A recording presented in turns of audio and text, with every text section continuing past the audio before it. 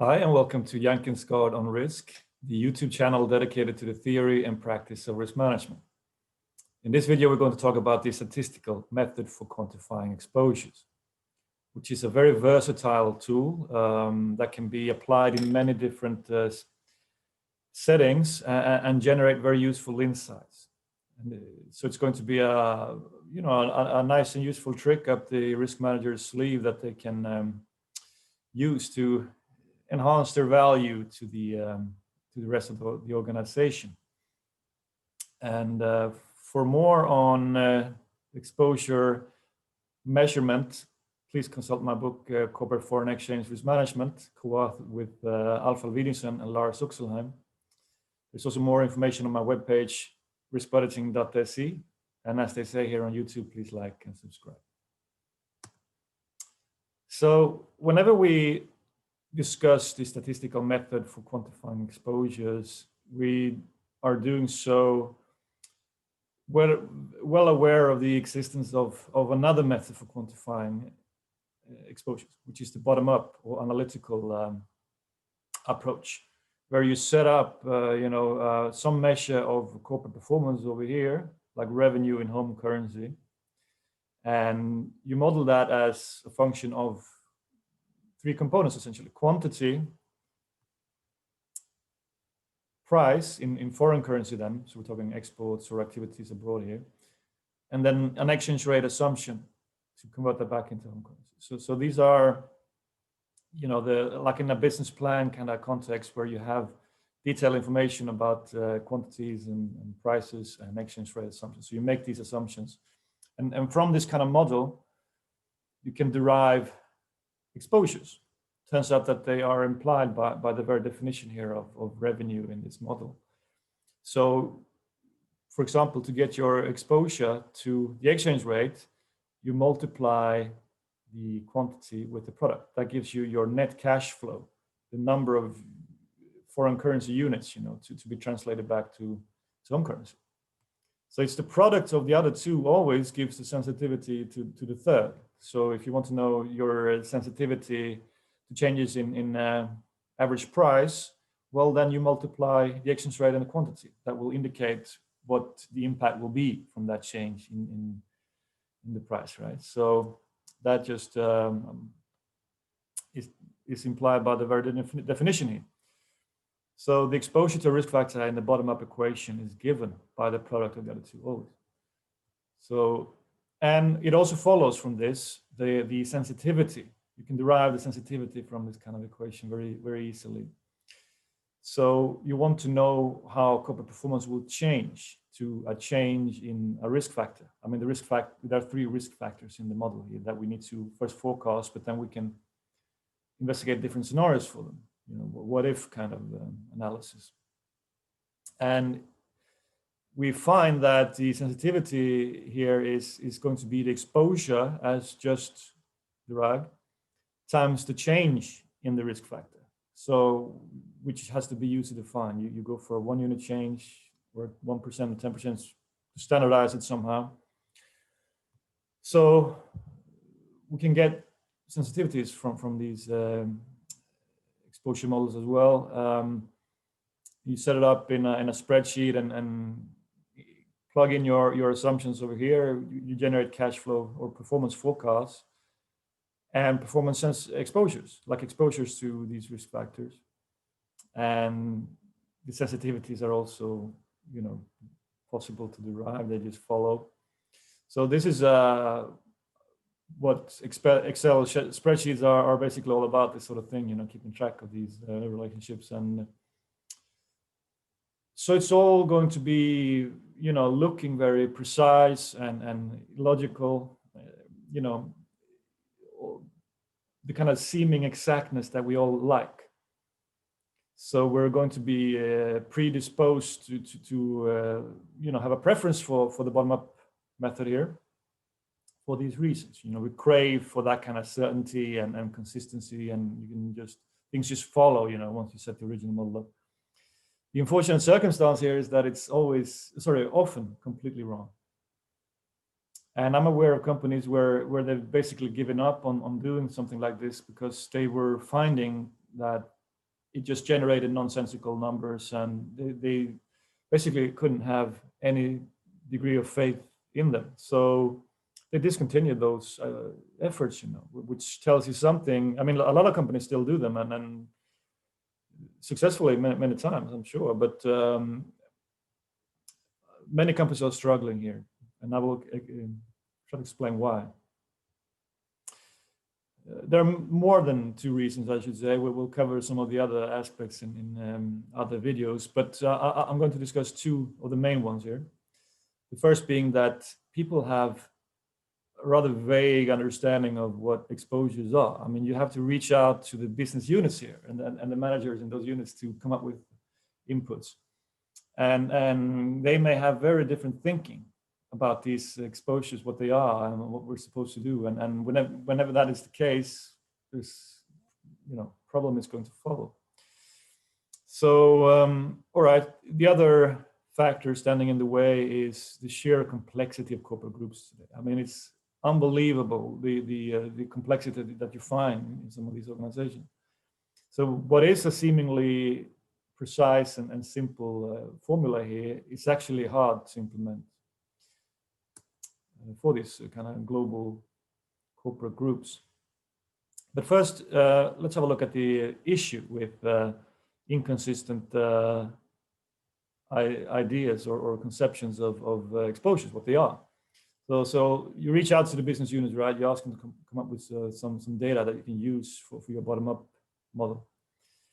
So maybe this unit here believes that it's, well, our exposure is 40% US dollar and 60% euro. So they have some notion that the underlying all this, it's determined in US dollars.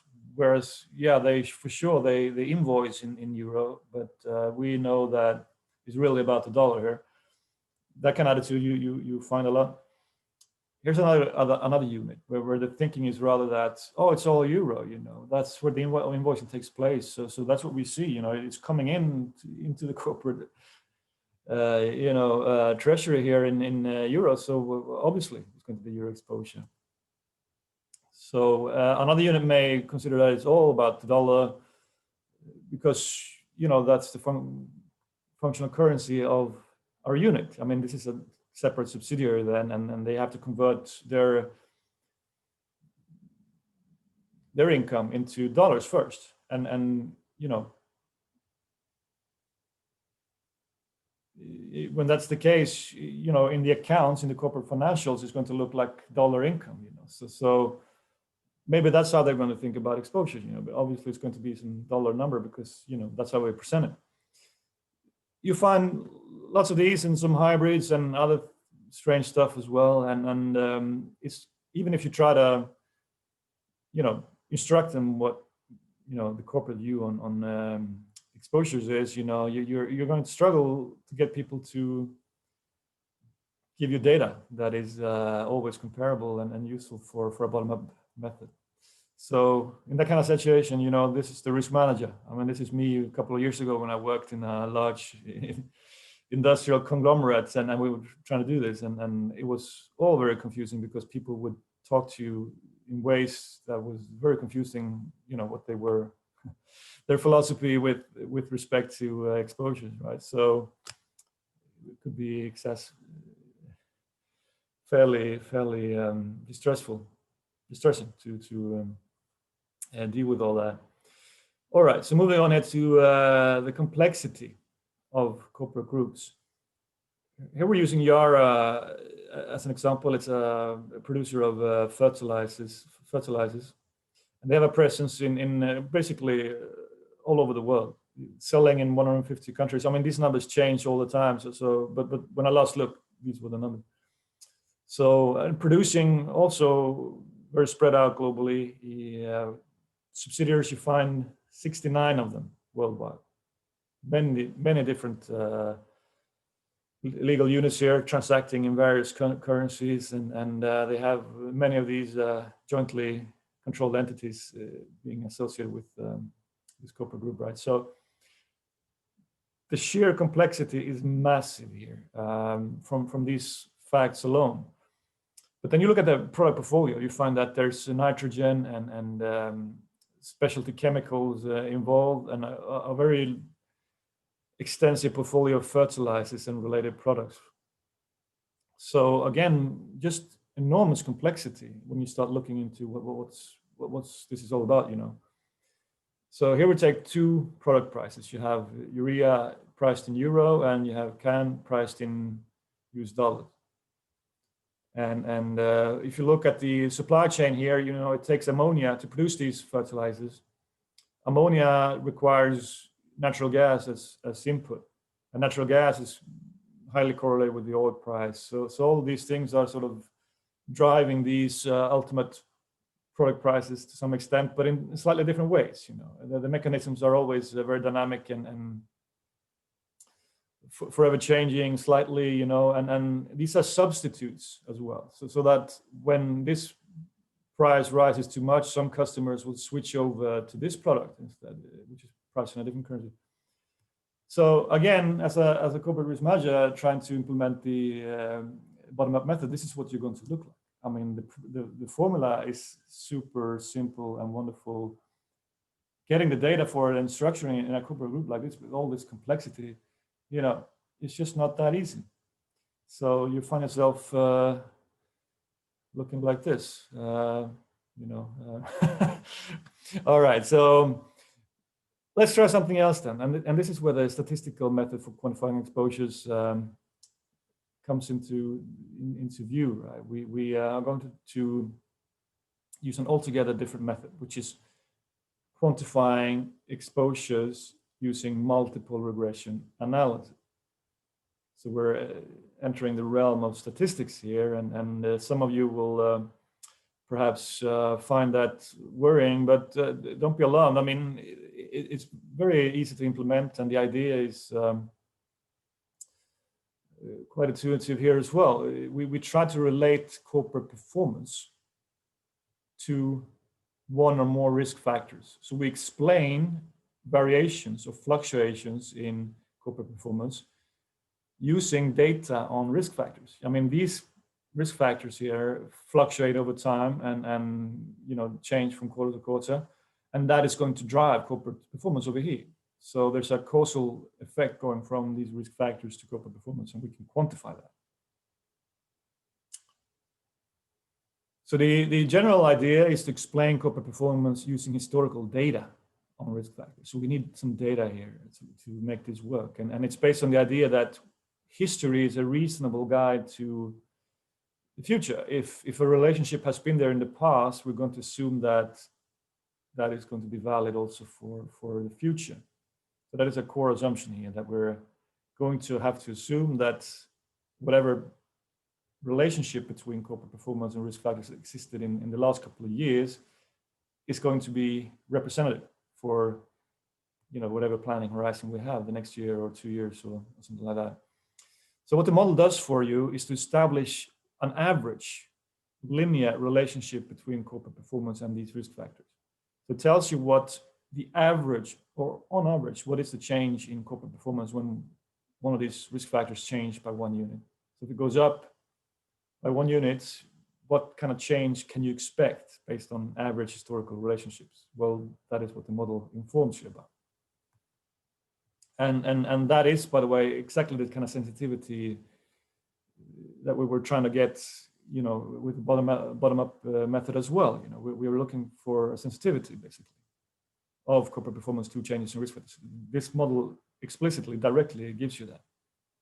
So it's completely compatible with the bottom-up approach in that way. It gives you the same kind of information. It's just the method is different. So for corporate performance, the dependent variable, which we're going to try to explain in this model, well, there's plenty of options here. You can use gross income, operating income, net income, operating cash flow, funds from operations. There are many to choose between here, and it comes down to the purpose of the analysis, what the company cares about, and what you would like to manage. There are also some practical considerations that I will describe in another video, how these data look and how you can sort of set them up so that they are ideal and have maximum informativeness for this sort of purpose. But that's an implementation issue, and we'll come back to that in later videos. And then you connect that with these risk factors then. So you get data for that as well. And that could be commodity prices, exchange rates, interest rates, other sorts of market risk, right? But it doesn't stop there. You can look at things like GDP growth or industrial production, things that are probably of quite significant importance to many firms out there. So whenever industrial production goes up or down in the economy, well, for many firms, that translates into changes in performance. They're exposed to that in that sense. So we can get those things into the model as well in many cases. So it takes data. And we have to go back a number of years, let's say some 5 years or so, giving you 20 data points if you're using quarterly resolution. I mean, more is better in a way here because the statistical power increases. But corporate groups change at a very, rapid pace sometimes. So maybe they're not recognizable even 5 years ago, and that can be a problem with this method. So you might try breaking it down and doing this on the business unit level. Maybe the group consists of a certain number of business units, and on that level you have some stability. So you can establish models for them and then sort of aggregate that up into a corporate view later in the process, and that can help you deal with this problem of frequent changes in the corporate structure. Anyway, so here we have corporate performance, historical data. This is from the financial statements of this company. So we go look for data on risk factors as well, where we think the company has an exposure, where we suspect it, but it's going to be an empirical issue, and reveal itself in this analysis.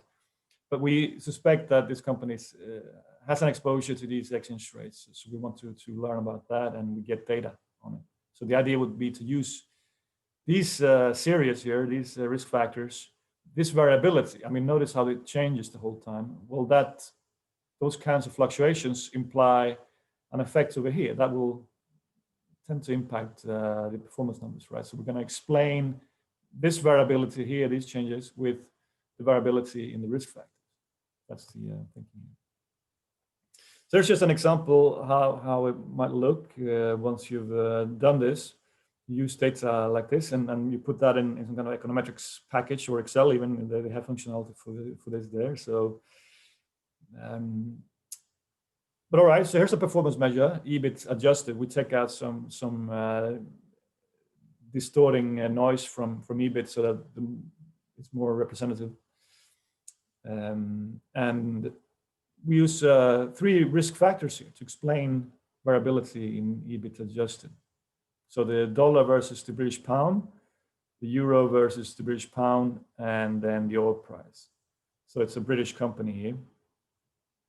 So what does it mean? What's it telling us? Well, if we look at the first coefficient here, it's 0.6, and it's a positive sign, plus, meaning that the company benefits from increases in the dollar. A stronger dollar, implying a higher value for this exchange rate, has a positive effect on your performance here.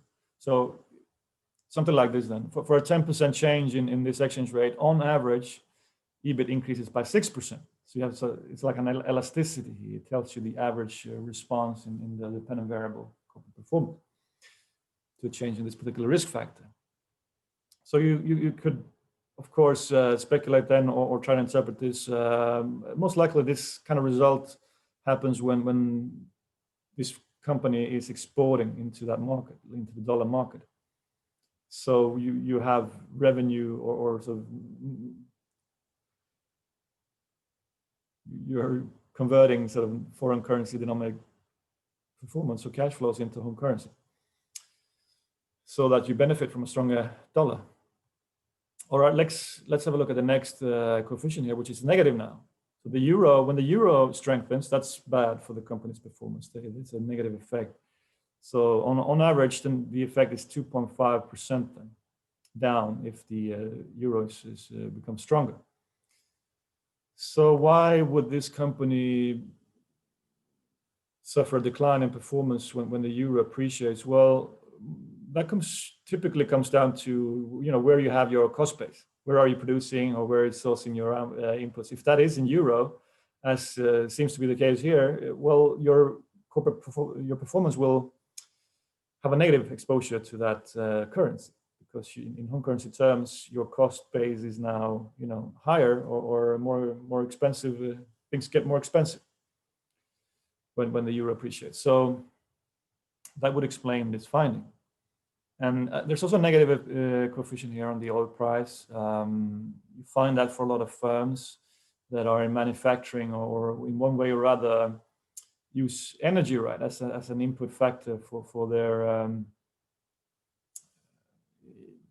in their manufacturing process. And so whenever you have an exposure to energy, that will tend to show up as a negative coefficient on a variable like oil, for example, to capture that whenever the oil price goes up, energy becomes dearer and your costs are higher and your performance is down. So the model will identify a negative coefficient. So notice here that it only took some data and some prior knowledge about the company's business. I mean, you pool together a little bit of statistical knowledge with an understanding of the business model, and you have a very nice set of coefficients that you can interpret, and you have quantified the performance sensitivity here. And it was all relatively quick. You didn't have to go out and ask people and have this big process running in the company involving lots of people and lots of softwares and what have you to be able to do that sort of thing. Here, you don't have that. You just run a basic regression with some data. So it's very economical in that sense. And it's simple, and it's insensitive to complexity. With the bottom-up approach, the complexity grows exponentially with if you expand the size of the corporate group. And here it doesn't matter. Regardless of the complexity, we'll find and establish your net exposure to each of these risk factors. So it will kind of, anything that impacts your performance positively from a change in a risk factor will be automatically netted out against anything that affects it negatively. So it yields these net exposures, all things considered, whatever is going on in your corporate group. That's a massive amount of complexity, but it gets you the net of that by this average effect. So, and it's also insightful. In my experience, you learn a lot from this. It's like a lot of things become clear, or you start looking into it once you realize that the coefficient is not quite what you expected. So you think harder and you go back and look, how does it actually work? And you end up realizing that, okay, this is actually how the exposure was. It wasn't quite as I thought. So you learn. So it can be very insightful and forces you to think in a different way about performance and what drives it. So it has advantages as well. All right, so basically we have that the bottom-up analytical method, while being very attractive conceptually, it fails often because of data quality issues and this massive complexity in firms, right? So we would like for things to be that simple, but they're usually not. So, but we don't have to give up because of that. We can give this statistical method a try and just use data. If we're willing to assume then that the history can guide us here, and that relationships that were true in recent years are going to be somewhat representative for the future as well. That's what it takes. But once you accept that, then this method is extremely versatile and useful, and you get these advantages, right? That it doesn't cost you much. It's simple to execute and generates a lot of insights. So it's a nice complement to the bottom-up method, and should be a part of the toolbox of any risk manager, I think. So, all right, those were the conclusions. Please read more in my books, Corporate Foreign Exchange Risk Management, Empowered Enterprise Risk Management. Webpage, riskbudgeting.se. Please like and subscribe, and have a good day.